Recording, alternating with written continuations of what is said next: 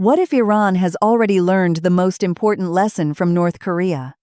For decades, Washington tried sanctions, diplomacy, pressure, and negotiations to stop North Korea from becoming a nuclear-armed state.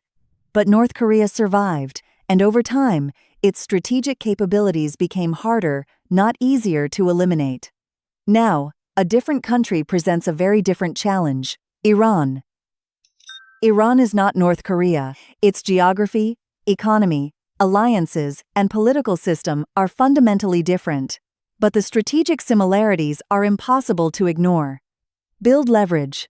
Develop capabilities. Negotiate when necessary. Absorb pressure, and make the cost of military intervention increasingly difficult to accept. That is the story we need to examine. Because the real question isn't whether Iran literally copied North Korea, the question is whether Tehran learned the same strategic lesson. And if it did, Washington may be facing a problem that becomes harder with every passing year. Iran's strategy did not emerge overnight. It developed through the gradual accumulation of capabilities: nuclear expertise, missile technology, regional influence, military partnerships, and the ability to operate under severe economic pressure. The key principle is simple: a country becomes harder to pressure when it possesses something its opponent cannot easily take away. North Korea understood this principle exceptionally well. The more strategically significant its capabilities became, the more dangerous military action became. Iran has developed a different combination of capabilities, but the strategic logic is similar. Instead of relying on one weapon or one bargaining chip, Tehran has built multiple sources of leverage, and that changes the negotiating table, because once the other side knows that removing those capabilities could require a major conflict, pressure becomes much more complicated. And that brings us to the next step: negotiations. Diplomacy is often presented as the opposite of confrontation. But strategically, diplomacy can also be used to preserve options. North Korea repeatedly entered negotiations with outside powers while maintaining the capabilities that gave it leverage. Iran's history is different, but its nuclear diplomacy has also involved negotiations, restrictions, disputes, inspections, and periods of renewed confrontation. And that creates a familiar strategic cycle. Pressure increases, negotiations begin, restrictions are discussed, political circumstances change, and the underlying strategic problem remains. The important point is not that every Iranian negotiation was designed to deceive the West. There is no basis for making that claim universally. The important point is that negotiations can buy something extremely valuable: time. And in strategic competition, time can be a weapon. For Washington, time is supposed to create an opportunity to prevent proliferation. But for an adversary, time can create something else: experience, infrastructure, technology, economic adaptation, and strategic patience. North Korea demonstrated the power of this approach over decades. The country absorbed extraordinary international pressure while continuing to develop its military capabilities. Iran has faced a different environment, but Tehran has also spent years adapting to sanctions, isolation, and political pressure. And this creates a fundamental asymmetry. Washington may want a permanent solution.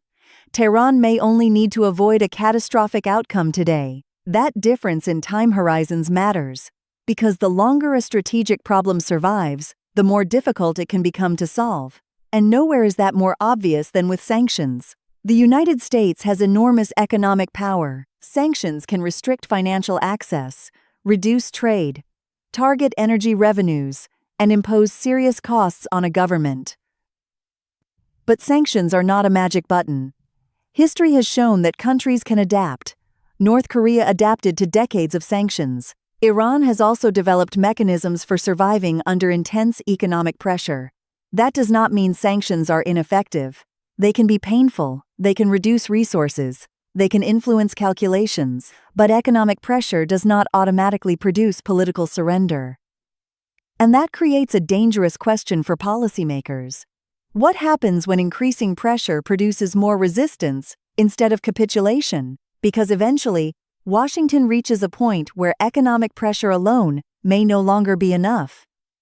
Imagine the decision room in Washington. The sanctions remain, the diplomatic pressure remains, but the strategic objective has not been achieved. What comes next? One option is more pressure. Another is negotiation. Another is military deterrence, or potentially military action. But every option has consequences. More pressure can increase economic pain, while also increasing the incentive to find alternative partners. Negotiations can reduce tensions, but may produce agreements that critics consider temporary or incomplete. Military action can destroy physical infrastructure, but it can also trigger retaliation and regional escalation. This is why the North Korean experience matters. Not because Iran is guaranteed to become North Korea, but because North Korea demonstrated the limits of assuming that pressure will eventually force an adversary to surrender its most important strategic capabilities. And Iran has another major advantage in this equation: missiles. Missiles change the military calculation. Iran has invested heavily in ballistic and cruise missile capabilities. North Korea has done the same. And missiles create a fundamental problem for any potential attacker. The question is no longer simply, can the target be hit? It becomes, what happens after the target is hit? A military strike against a missile program could produce retaliation. Retaliation could trigger another round of strikes. And suddenly, what began as an attempt to eliminate a strategic capability becomes a much larger regional conflict. That is the essence of deterrence. You don't necessarily have to be stronger, you only need to make the cost of attacking you unacceptably high. And this is where Iran and North Korea begin to look strategically similar. But there is one enormous difference: geography. This comparison has limits, and those limits are important. North Korea sits in Northeast Asia, surrounded by South Korea, China, Russia, and Japan. Iran sits at the center of the Middle East. It is close to major energy routes. It has a long coastline, and its security environment involves multiple regional powers. Iran also has a far larger and more diversified economy than North Korea. So, Tehran cannot simply reproduce Pyongyang's strategy. The circumstances are completely different, but geography also creates another complication. A conflict involving Iran would not necessarily remain confined to Iran. It could affect regional governments, energy markets, maritime shipping, Israel, Gulf states, and the broader security architecture of the Middle East. Which brings us to another part of Iran's strategic position: its regional network. Iran's influence extends beyond its borders.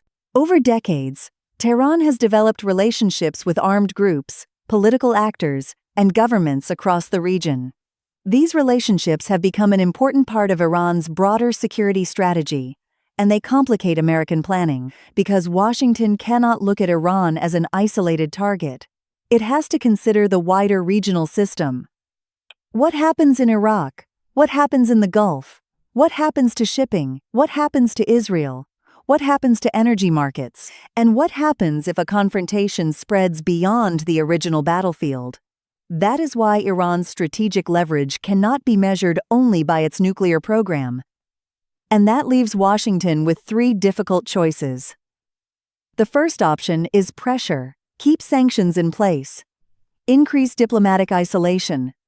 Try to weaken the Iranian government's ability to sustain its strategy. The second option is negotiation.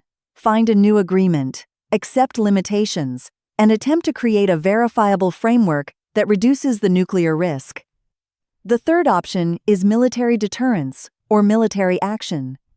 Maintain the credible threat of force, or, in an extreme scenario, use force to destroy or delay strategic capabilities.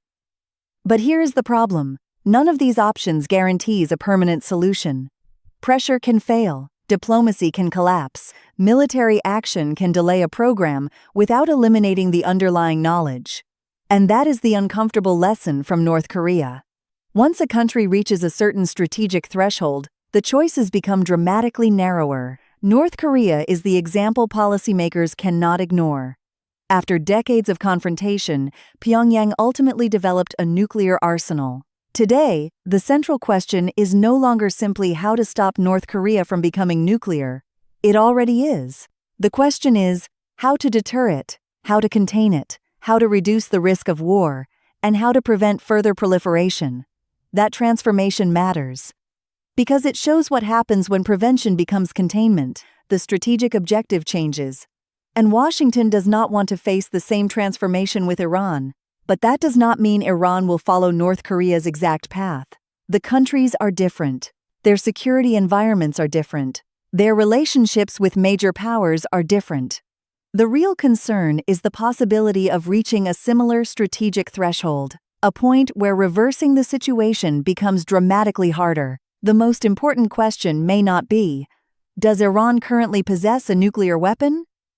The more important question is, how close could Iran get to a capability that becomes extremely difficult to reverse? Because nuclear infrastructure is only one part of the equation. There is scientific expertise, industrial capability, technical knowledge, missile technology, and accumulated experience. Physical facilities can be damaged, but knowledge is much harder to destroy. That is why military action cannot automatically guarantee permanent denuclearization. Even if infrastructure is destroyed, the underlying expertise may survive. And that creates a race against time. The longer a strategic capability develops, the more difficult it may become to eliminate. Which leads to the biggest misconception about the phrase, America has no countermove. America absolutely has military power. The issue is not whether Washington can strike. The issue is what happens afterward. A military operation might destroy important infrastructure. It might delay a program. It might demonstrate American resolve. But it could also trigger retaliation. That retaliation could expand. Shipping could be threatened. Regional forces could become involved. Energy markets could react. And the original problem could become an even larger war. There is also another problem. Bombing infrastructure is not the same as eliminating scientific knowledge. A strike can destroy buildings. It cannot easily erase decades of accumulated expertise.